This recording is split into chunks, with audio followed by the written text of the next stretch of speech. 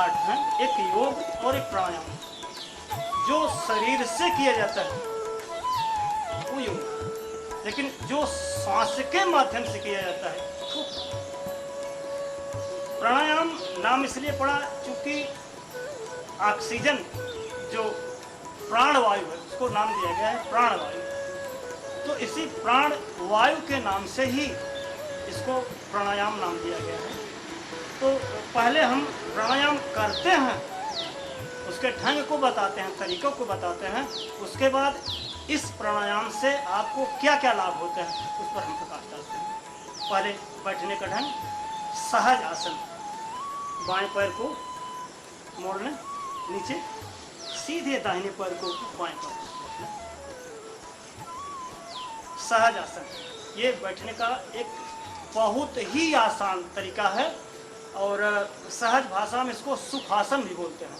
सहज आसन या सुखासन में अगर आप बैठ सकते हैं तो ठीक है, नहीं तो जिस भी आसन में आपको सहज लगे अपने को उस आसन में बैठ लें, क्योंकि कुछ देर तक बैठ करके प्राणायाम होता है। इसलिए अगर आप सहज आसन में बैठ सकते हैं बैठ लें। सहज आसन में आप न बैठ सकते हो तो जिस भी आसन में आपको सुविधा लगे उस आसन में आप बैठ करके प्राणायाम करें। ये बैठने का विधान सहज आसन। उसके बाद वायु मुद्रा, ये तर्जनी उंगली पर आपका अंगूठा चढ़ा हुआ, वायु इसको बोलते हैं वायु मुद्रा। ये दोनों अपने हाथ की कलाइयां दोनों पैर के घुटने पर सीधा बैठे। मेरुदंड आपकी रीढ़ की हड्डी से पृथ्वी से 90 डिग्री की कोण सीधा बैठे। लंबी गहरी सांस लें, 1 सेकंड 2 सेकंड अधिकतम 5 सेकंड तक रोक करके सांस को छोड़ा जा सकता है। न भी रोकर लंबी गहरी सांस लें, सांस को छोड़।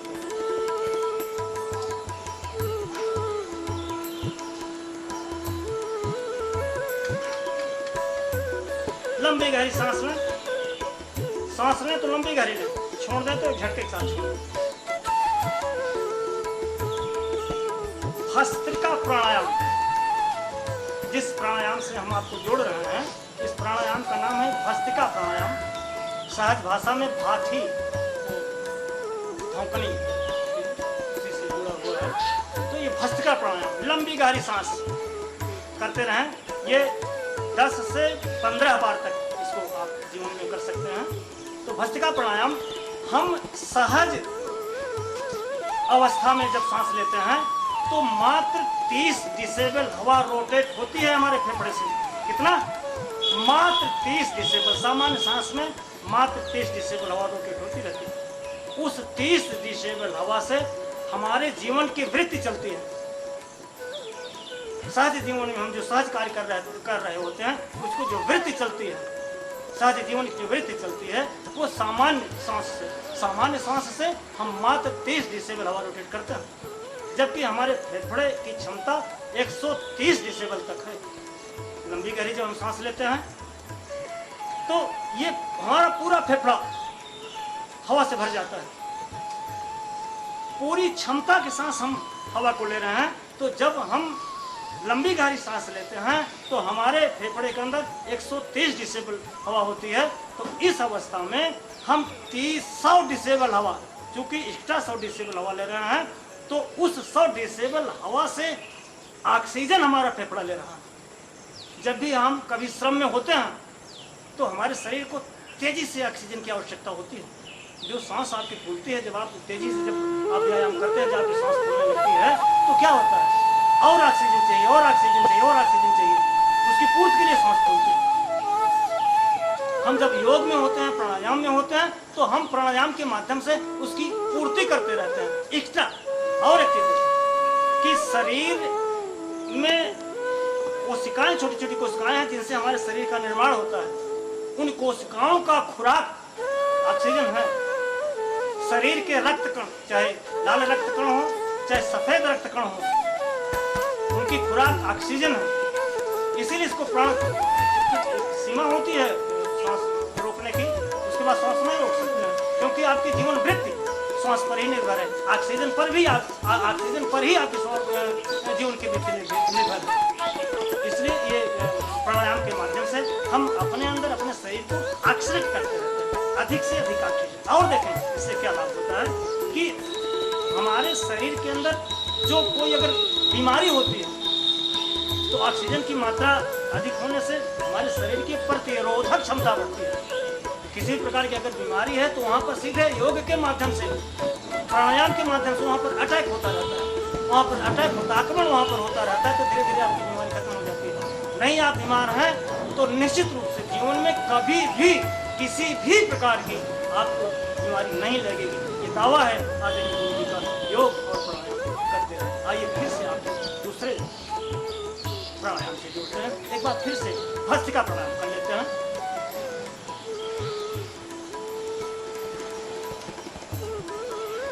जी चलिए दूसरे प्राणायाम से आपको जोड़ते हैं। ये दोनों तर्जनी उंगली मस्तक पर, एक बार देख लें, पहले ध्यान से उसको देख लें, आप करते रहें, ध्यान से उसको देख लें। आप 3 जगह देख सकते हैं, आप हमें भी देख सकते हैं करते हुए, इनको भी आप देख सकते हो। अगर बैठ करके लेट कर आप कर रहे हैं, हमें और इन्हें नहीं देख सकते हैं तो आदरणीय आपके हम बैठे हुए हैं, आप इनको देखते रहें ध्यान से। ये अभ्यस्त है, योग को करने में अभ्यस्त है।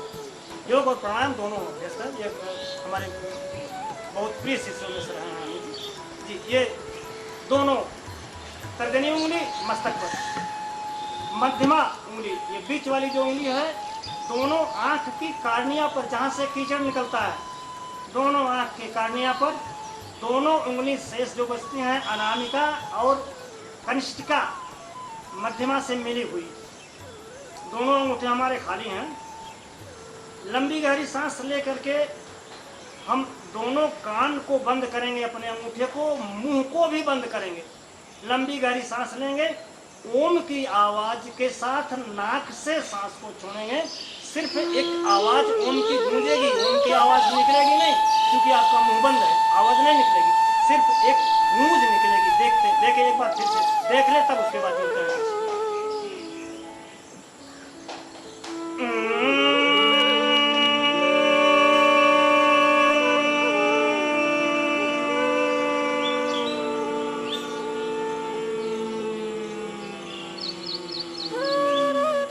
पुनः करते हैं एक बार।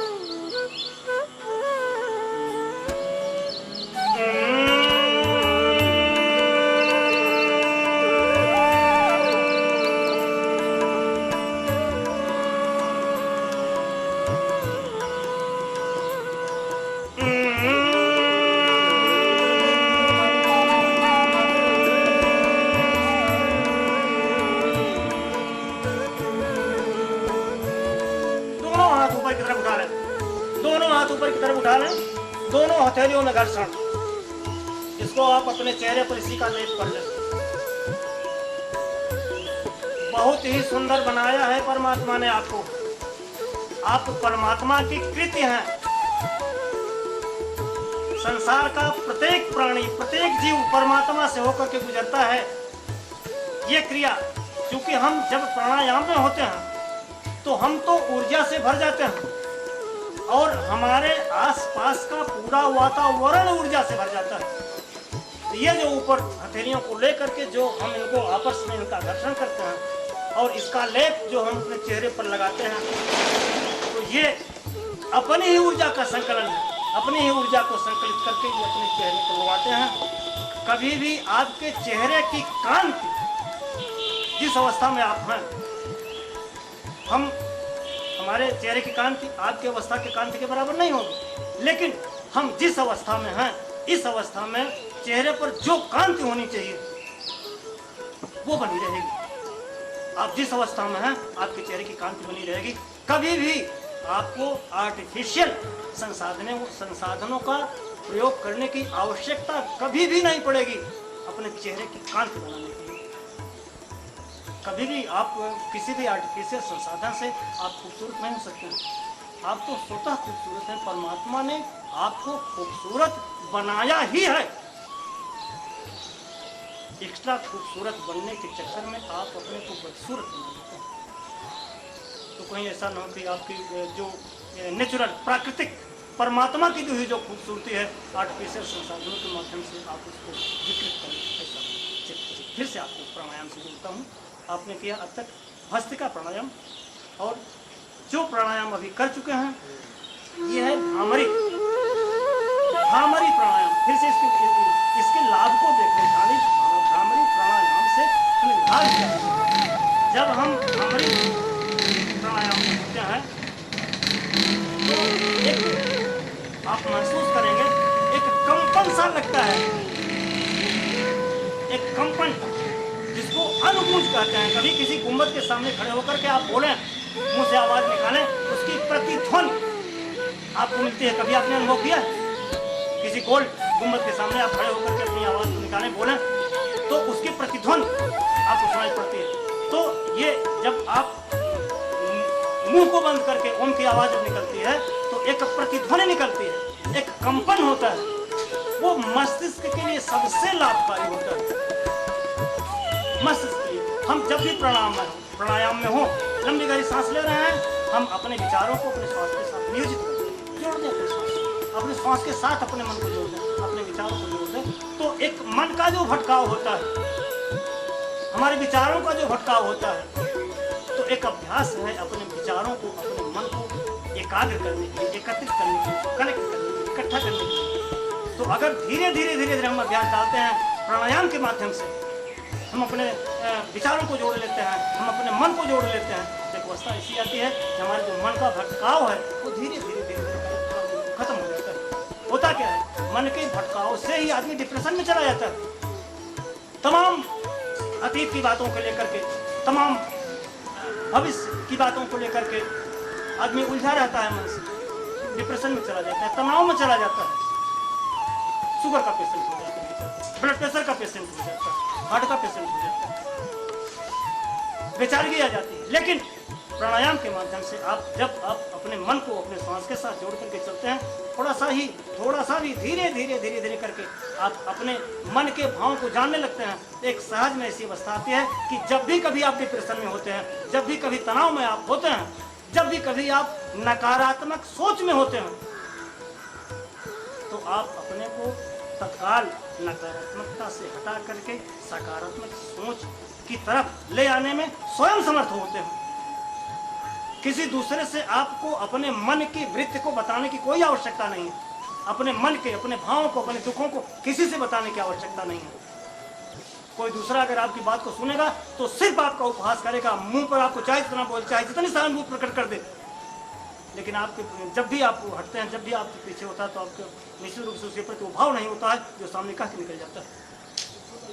तो हम अपने ढंग से योग और प्राणायाम के माध्यम से हम अपने को डिप्रेशन से बचा लेते हैं, तनाव से बचा लेते हैं, और हम अपने को नकारात्मक सोचों से बचा करके हम अपनी सोच को सकारात्मक रख लेते हैं। हमारा जीवन, इसीलिए मैंने अभी देख सकता कि योग और प्राणायाम से जीवन आदमी का धन्य हो जाता है। ये धन्यता है, आप स्वयं उसको हासिल कर सकते हैं। एक बार फिर भ्रामरी प्राणायाम, हाँ थोड़ा सा बताना भूल गया, पड़ गई थी। तो एक वो जो अनुगूंज निकलती है, वो हमारे मस्तिष्क में एक कंपन पैदा करती है। फिर से करके उसको देखें, कंपन पैदा करती है, वो मस्तिष्क के लिए बहुत ही लाभकारी है, मस्तिष्क के लिए और आपके लिए। चलिए एक बार फिर से भ्रामरी प्राणायाम।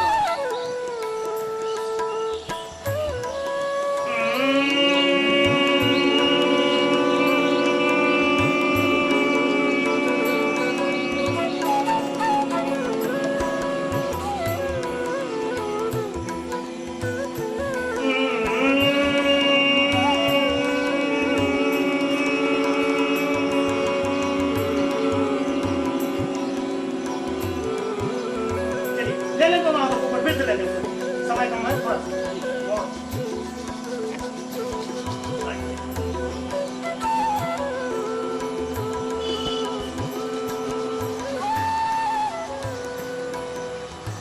आ जाए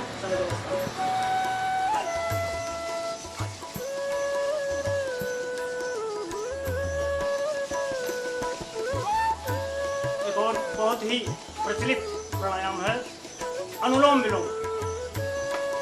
आइए आपको अनुलोम विलोम से जोड़ते हैं। वाले तरीका देख लें। दाहिने हाथ से दाहिने नाक के क्षेत्र को बंद करेंगे, बाएं नाक से लंबी गहरी सांस, बीच वाली उंगली से बाएं नाक को बंद करेंगे, दाहिनी नाक से सांस को छोड़ेंगे। दाहिनी नाक से लंबी गहरी सांस, अंगूठे से दाहिने नाक को बंद करके बाएं नाक से सांस को छोड़ना करें। आप इसको करते रहें। इसके तरीके को और इसके लाभ को मैं बता रहा हूं। लंबी गहरी सांस लें, पूरे फेफड़ों को भरें। जितनी सांस आप अपने फेफड़े में डाल सकते हैं, पूरी सांस लंबी गहरी सांस लें। एकदम ऊर्जा से आप अपने को भर ले रहे हैं, ऑक्सीजन से आप अपने को भर ले रहे हैं। लंबी गहरी सांस लें। दाहिने नाक से खींचे, बाएं से छोड़ दें, बाएं से खींचे, दाहिने से छोड़ दें, दाहिने से खींचे, बाएं से छोड़ दें, बाएं से खींचे, दाहिने से छोड़ दें। जी, कर लेते हैं इसको, 5 मिनट तक कर लेते हैं। लंबी गहरी सांस,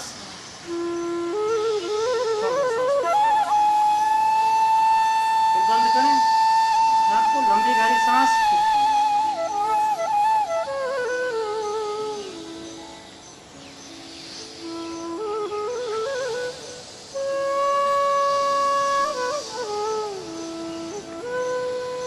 दोनों हाथों को लें।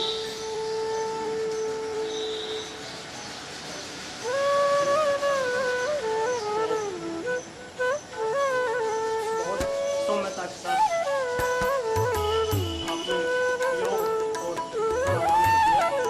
आइए मैं बोलता हूँ आपको उद्गीत प्राणायाम, सब लोग एक साथ एक बात करके मैं तरीका बताऊँ। 1-2 मिनट और, सिर्फ 2 मिनट, सिर्फ 2 मिनट।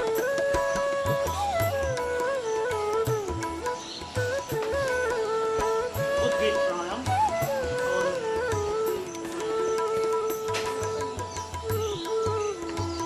पहले अपने आप शरीर को सहज बना लें। बहुत ही महत्वपूर्ण प्राणायाम, बहुत ही महत्वपूर्ण प्राणायाम करना आपको। उद्गीत प्राणायाम करना यह है कि आप सहज आसन में बैठें, वायु मुद्रा, सीधी स्टेट, लंबी गहरी सांस लें और ओम के साथ सांस को छोड़ें। 5 बार करना है। सब लोग एक साथ करते हैं, आप भी करें, हम भी करें, और गुरुजन बिंदु से भी प्रार्थना है कि अगर वो भी कर सकते हो एक साथ। उद्गीत प्राणायाम, चलें शुरू करते हैं।